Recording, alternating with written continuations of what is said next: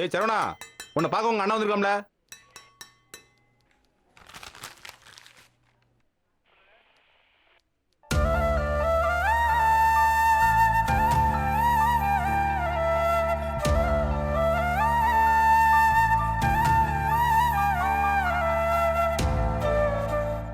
டேய் என்னடா சரவணா இது, என்னடா ஆச்சு?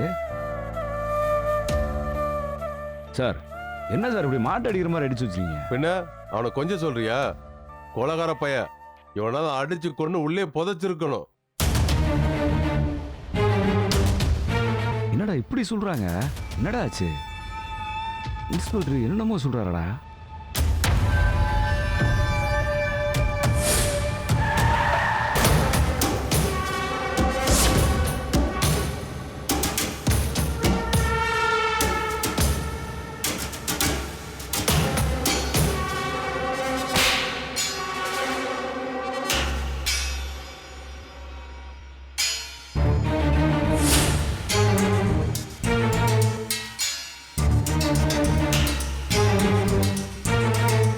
இதெல்லாம் உனக்கு தேவையாடா? யார் எக்கேடு கட்டு போனான்னு விட்டு தொலைய வேண்டியதாண்டா. எவனோ பண்ணதுக்கு நீ ஏன்டா இப்படி அடிவிட்டு கிடக்க? என்ன இப்படி சொல்லிட்ட? மீனாட்சி அப்படி ஒரு நிலைமையில இருக்கும்போது எப்படி என்னால் பார்த்துட்டு இருக்க முடியும்? டேய் அவ தான் உன்னை வேணாம் தூக்கி போட்டால, இன்னும் ஏன்டா அவ பின்னாடி போயிட்டு இருக்க? என்னால் அவளை தூக்கி போட முடியாதுண்ணே. அவ உன்னை என்ன நிலைமைக்கு ஆளாக்கி இருக்கா பத்தியா? அவ கட்டிக்க போறவனை காப்பாத்தணும் நீ உள்ள இருக்க, ஆனா அவ எனக்கு நான் எங்கேயோ இருக்கா. இப்ப தெரியுதாடா அவ லட்சணம் என்னன்னு? இல்லைண்ணே,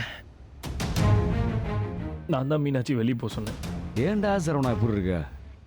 ஏய் சரவணா, அவளை மறந்துடுறா. அவ சங்காத்தமே நமக்கு வேணாம்டா. இந்த நிலைமையில் நீ இருக்கிற மட்டும் வீட்டுக்கு தெரிஞ்சு அவ்வளவுதான். அப்பா ஒருத்தனையும் உசுரோட விட மாட்டார். அண்ணா ப்ளீஸ்ண்ணே, வீட்டில் யாருக்கும் தெரிய வேணாம். தெரிஞ்சா மீனாட்சிக்கு பிரச்சனை ஆயிரும்.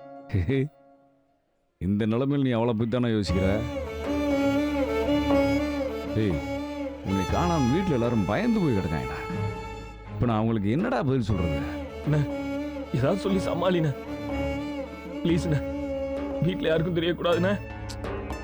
போடா, உன்னை பார்க்கும்போது மனசு கிடந்து பதறதுடா. தூசி துரும் படாம வளர்த்தோன்னு இந்த அடி அடிச்சுக்கடா.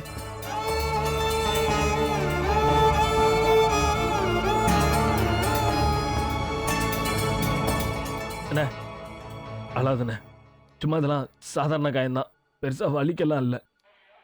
நீ கண்ணத்தோடனே.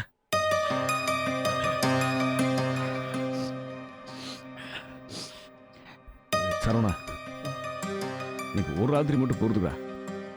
நாளை காலையில் எப்படியாவது உன்னை வெளியில் கொண்டு வந்துடும்டா. சரிண்ணே. தைரியம் மாதிரிடா, பயப்படாதடா. உன்னை அடிக்க வேணாம் இன்ஸ்பெக்டர் நான் சொல்லிட்டு போறேன்டா. வாய்ப்பு எப்படி போட்டு அடிச்சிருக்காங்க இப்போ.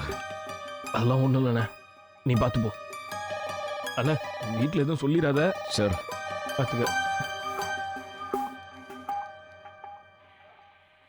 சார் பாவம் சார், அவன் அடி தாங்க மாட்டான் சார். அடிக்காதீங்க சார். அதெல்லாம் எங்களுக்கு தெரியும், நீ உன் வேலையை பார்த்துட்டு போ.